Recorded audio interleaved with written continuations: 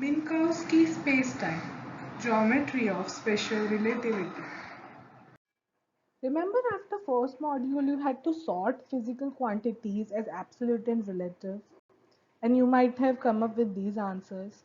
Well, I think now you might want to change your answers. And that's okay. I mean, that was the plan all along.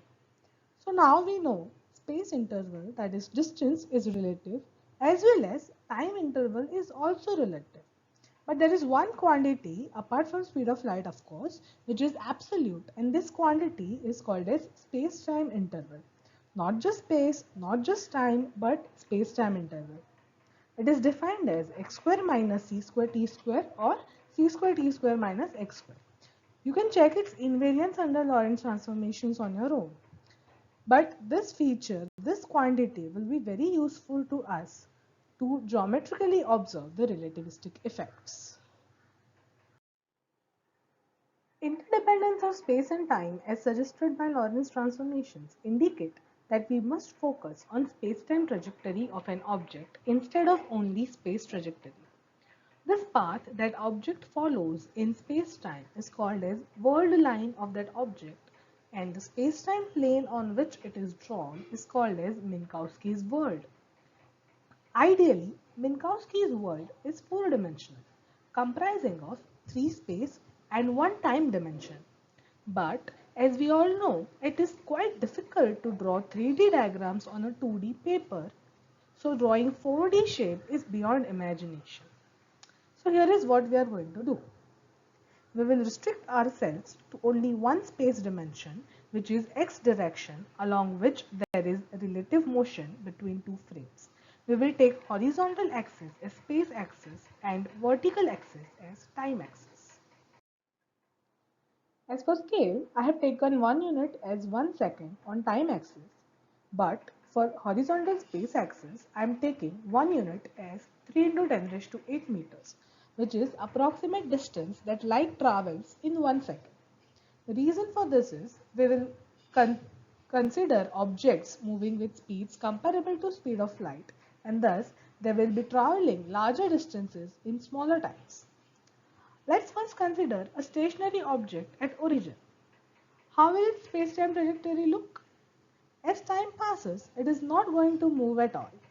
So it will be just sitting at x is equal to 0 as time passes.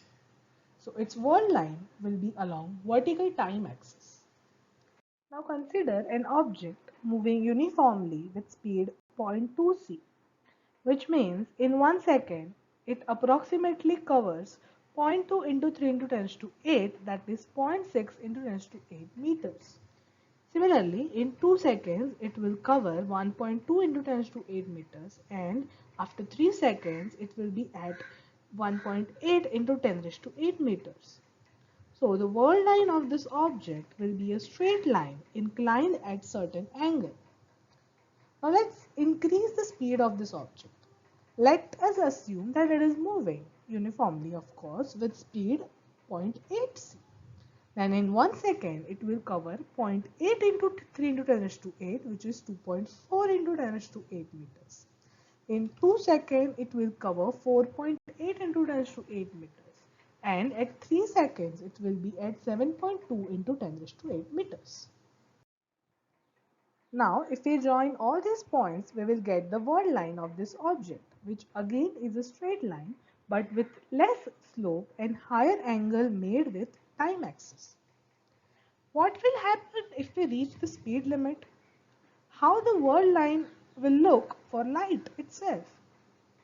If you try to plot it just like others we did, you will observe that the world line for light is a straight line inclined exactly at 45 degrees from both axes, and it will have a unit slope.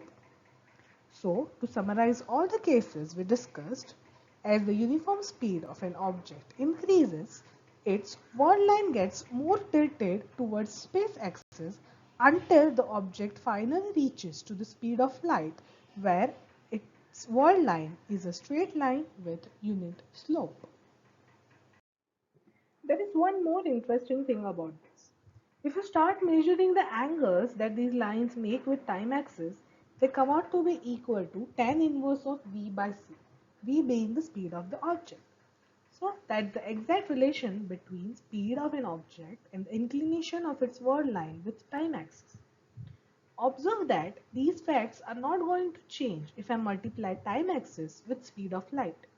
This is the more general way of plotting space-time diagrams because it makes units on both axes same, that is meters. So henceforth we will be drawing x and w or ct axis instead of x and t axis. Just like in Cartesian plane, let's expand our space-time to 4 quadrants. We will keep the world lines of light for reference because, as we will quickly see, it divides this Minkowski world or the space-time in very interesting way. Consider the upper triangular region bounded by light lines. Any 2 points in this region will have different time coordinates except for left and right part, even if their space coordinates are same. This means events in this region are separated by a specific time gap.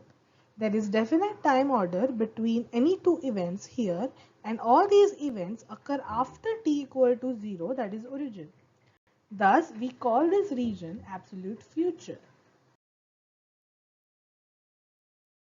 Similar argument applies to the lower triangular region. There is definite time order between any two events in this region, and all these events have happened before t equal to 0. Thus, we call this region absolute past. Note that negative time just means past and nothing else. Also note that when we actually consider all three space dimensions, these triangular regions of past and future will become conical.